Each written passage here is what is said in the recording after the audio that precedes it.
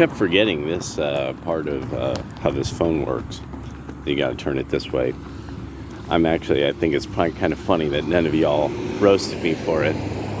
Because I know you guys liked roasting me for that one back in the day. So, thank you very much.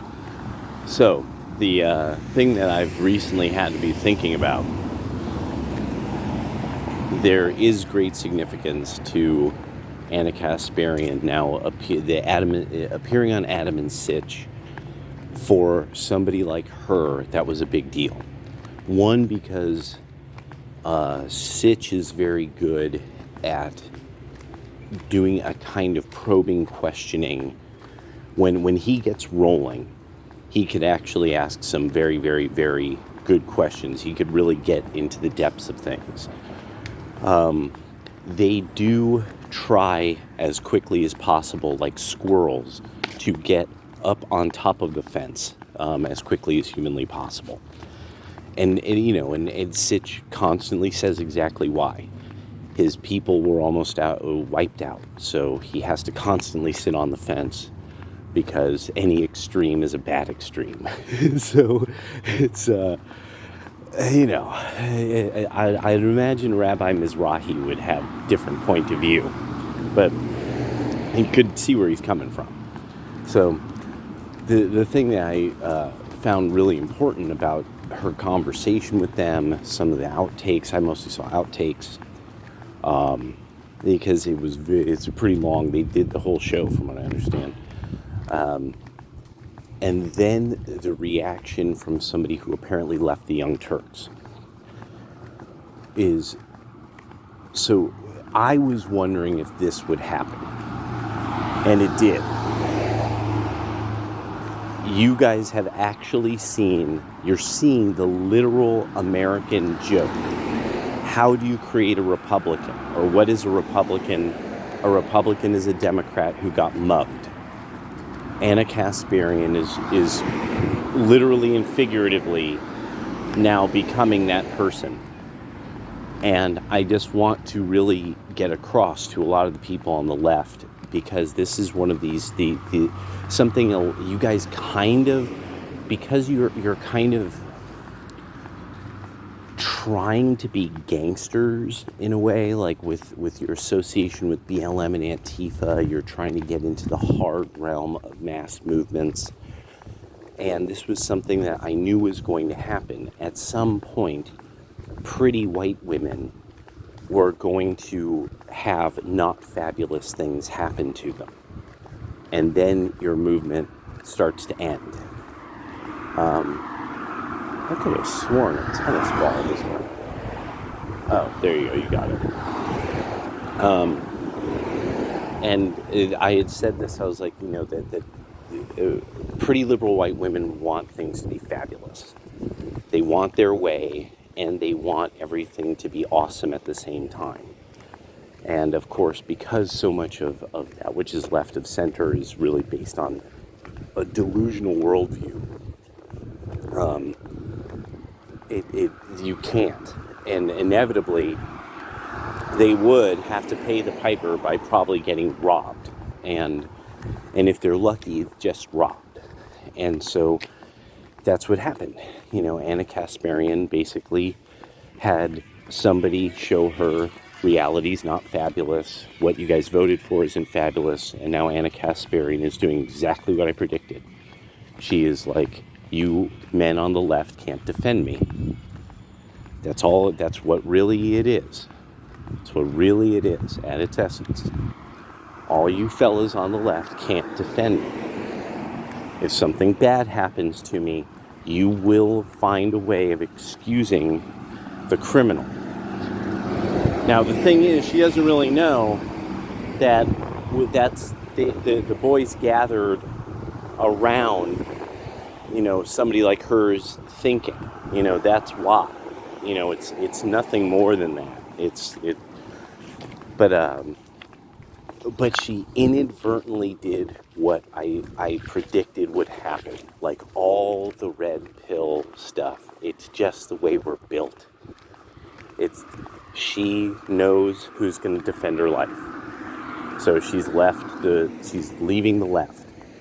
And I'm betting to some degree Chank is also, because all men age. There's the saying, was it from that Jet Li movie? What was it? The martial artist, the fist fears the youth. And so Cenk Uyghur as well. He's afraid. He should be, because California's dangerous. Period. And it doesn't matter if you know how to fight people. It doesn't matter if you're a good shot. You don't want to live in fear. And so a lot of you all aren't getting, they're gone. And now the reaction by the fans, you know, basically saying you're crazy for being afraid of criminals is what you all are doing to your own kind of leadership of your movement. But then the best part is the person who, it's not that they're starting to feel time pass and they want safety and ease and they just want this over. No, they're haters. They're full of the hate. And so a person who they hired, so that's the part that gets me, is that doesn't even connect with a lot of the influencing left. You were hired by them. They gave you money. So obviously they don't hate you. They gave you money. They gave you a shot, but I'm betting that it turns out a lot of your views are bonko. And so Jesse the Troon, then went on this whole video thing where fundamentally went through a whole list of fallacies about the nature, and then did the thing of, you would be surprised that somebody like me's read a lot of biology. And it said, yeah, then why are you lying? Any personal trainer knows that you're lying. You're obviously not dealing with the very fundamental differences at a genetic level between males and females when it comes to human performance. And that there's a reason why boot camp makes these men who become like killing machines, and it doesn't do the same for women. And you could see it. You could see the actual structure of the body change as the tendons and ligaments get stronger and stronger. And that men will maintain that for incredibly long amounts of time. And just everything he was saying was just some kind of weird, this weird realm of lying that quite specifically now the left is starting to have to depend upon. Now this is where it all, I put a bow on it, that the left is now engaged so often in inaccuracies. You all constantly now are inaccurate. And now the worst part is that this is stuff that's costing you.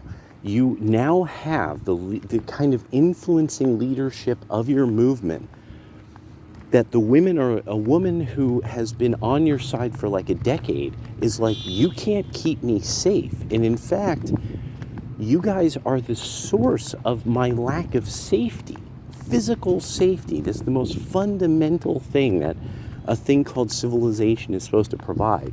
That women don't get savaged and ravaged by maniacs. That's like the most basic thing that civilization is supposed to do.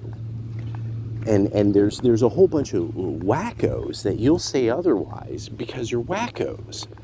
And really you like seeing crime and chaos. And that's eventually that's what happens with people who leave your side.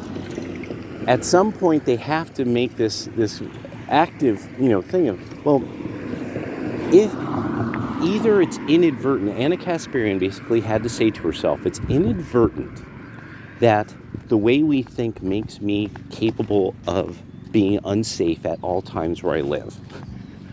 Or, and then when she complains about it and people react to her, and her own side blames her for wanting to be physically safe from harm. At that point, you have to figure these are people who like crime. They like the idea of bad things happening to people, and that they kind of see the world that way. They think the world is this place that dogs eat dogs. Dogs don't eat other dogs.